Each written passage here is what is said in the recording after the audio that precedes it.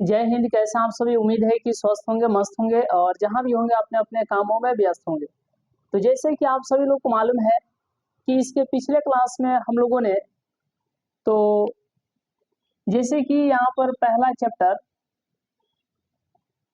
Chapter की बात करें, 10th क्लास का जो ज्योग्राफी है, भूगोल है, तो इसमें पहला चैप्टर जिसका नाम है संसाधन एवं उपयोग।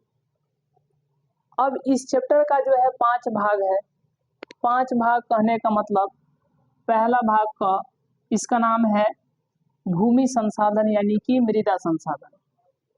ख है, इसका नाम है जल संसाधन। उसी तरीके से जो है ग है, भाग ही बोल रहा है, ये जो है पहला चैप्टर का भाग ही है। तो इसमें क भाग इसका नाम है मृदा संसाधन, ख भाग इसका नाम है जल संसाधन, ग भाग इसका नाम है वन एवं वन्य प्राणी संसाधन। उसी तरीके से चौथा भाग और फिर पांचवा भाग। चौथा भाग घ यानी इसका नाम है खनिज संसाधन और पांचवा भाग का नाम क्या है तो ऊर्जा संसाधन या शक्ति संसाधन। तो अब यहाँ पे आपको ये समझना है कि हम लोगों ने सबसे पहले क भाग को कंप्लीट किया अभी यहाँ तक। अब इसमें क्या है कि इसमें अति लघु उत्तरीय प्रश्न है, ठीक है, बहुवैकल्पिक प्रश्न है, ऑब्जेक्टिव जिसको आप कह सकते हैं। फिर उसके बाद में है लघु और फिर उसके बाद में है दीर्घ। अब हमें उम्मीद है कि आप समझ गए होंगे कि ऑब्जेक्टिव 2 नंबर वाला, फिर 4 या 5 नंबर वाला। तो यहाँ पे अब आपको यही ध्यान देना है कि भाग अधिक क यानी कि पहला चैप्टर का पहला भाग को हम लोग कंप्लीट करने वाले हैं। उसमें आज के क्लास में हम लोग ऑब्जेक्टिव करेंगे, फिर सब्जेक्टिव, फिर जो है 4 नंबर वाला यानी कि दीर्घ को कंप्लीट करेंगे। तो इतना बात आप समझ पा रहे होंगे। तो आइए, जैसे कि आप लोग जानते हैं कि 10th क्लास में जो है यहाँ पे जो बिहार बोर्ड द्वारा जो है बुक चलाई जाती है, आइए उसको निकाल लीजिए। क यानी कि पहला भाग, पहला चैप्टर का जो है पहला भाग है, उसको आप लोग प्रश्न निकालिए, जिसमें पहला प्रश्न है कि पंजाब में भूमि निम्नीकरण का मुख्य कारण क्या है। पंजाब में भूमि निम्नीकरण का जो है मुख्य कारण क्या है। यहाँ पर 4 ऑप्शन दिया गया है, वनोन्मूलन, गहन खेती, अति पशुचारण, अधिक सिंचाई। तो याद रखिएगा, पंजाब में जो है भूमि निम्नीकरण का जो है मुख्य कारण है अधिक सिंचाई। अधिक सिंचाई करने से भी फसल बर्बाद हो जाते हैं। तो भूमि निम्नीकरण का मुख्य कारण है अधिक सिंचाई। पहला का क्या होगा? पहला का जो होगा ऑप्शन नंबर डी हो जाएगा, डी। आइए दूसरा प्रश्न पर आइए। दूसरा प्रश्न है कि सोपानी कृषि जो है किस राज्य में प्रचलित है। सोपानी कृषि जो है पर्वतीय क्षेत्रों में की जाती है। और जब हम आपको पढ़ाए थे तो जैसे आप यहाँ पर ध्यान देंगे, पर्वतीय क्षेत्रों में जो है सीढ़ीनुमा खेती की जाती है। तो यहाँ पर ये हिमाचल प्रदेश है, उत्तराखंड है, फिर आइएगा तो पंजाब, हरियाणा। ये अगर पर्वतीय की बात करें तो हिमाचल प्रदेश हो जाएगा, उत्तराखंड हो जाएगा, है कि नहीं, और यहाँ पर अरुणाचल प्रदेश हो जाएगा, सिक्किम भी हो जाएगा। लेकिन यहाँ पर ऑप्शन में देखना है कि सोपानी कृषि किस राज्य में प्रचलित है। तो सोपानी कृषि जो है पर्वतीय क्षेत्रों में की जाती है। पर्वतीय, आप भारत के पॉइंट ऑफ व्यू से बात करेंगे तो पर्वतीय राज्य बोल सकते हैं, पर्वतीय राज्य बोल सकते हैं।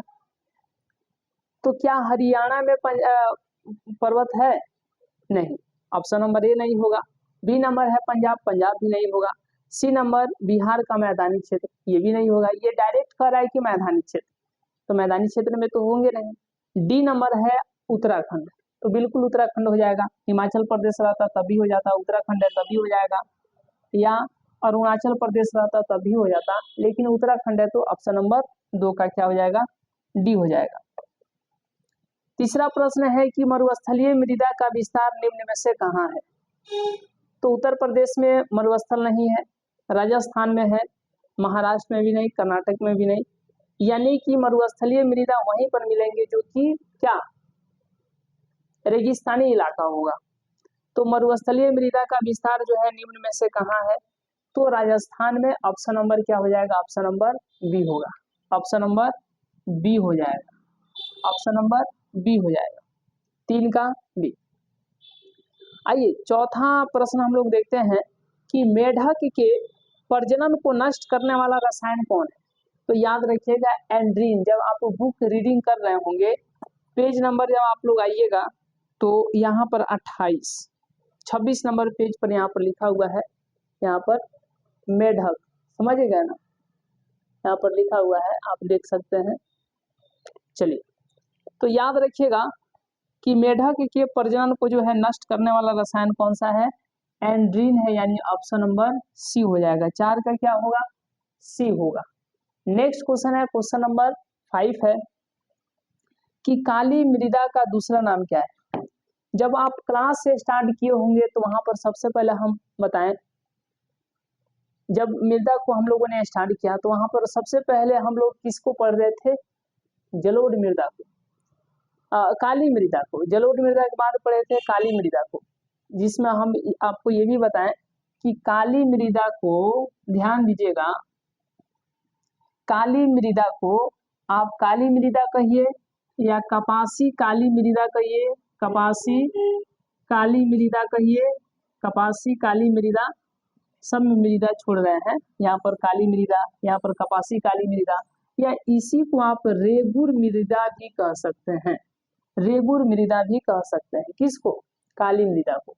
तो या फिर आप काली मृदा कहिए या कपासी काली मृदा कहिए या रेगुर मृदा कहिए, ये आप काली मृदा के ही बारे में कह रहे हैं, काली मृदा के ही बारे में कह रहे हैं। तो काली मृदा का जो है दूसरा नाम क्या है, तो रेगुर मृदा है, रेगुर मृदा है, इसीलिए ऑप्शन नंबर क्या हो जाएगा, बी हो जाएगा, यानी 5 का ऑप्शन नंबर बी हो जाएगा। ठीक है, काली मृदा को हम लोग रेगुर मृदा भी कहते हैं। तो इस तरीके से हम लोगों ने अति लघु आप कह सकते हैं, ठीक है, वस्तुनिष्ठ ऑब्जेक्टिव प्रश्न को जो है अति लघु करने का मतलब हम आपको यहाँ पे ये बताना चाह रहे हैं कि ऑब्जेक्टिव, ठीक है, वस्तुनिष्ठ प्रश्न, इसको हम लोगों ने कवर किया। अब जो है नेक्स्ट जो है क्लास आएगा, उसमें हम लोग लघु उत्तरीय प्रश्न को देखेंगे। तो इस क्लास में इतना ही, इस सेशन में इतना ही, इस छोटे से वीडियो में इतना ही। मिलते हैं हम लोग नेक्स्ट क्लास में नेक्स्ट वीडियो के साथ, तब तक के लिए बहुत बहुत धन्यवाद।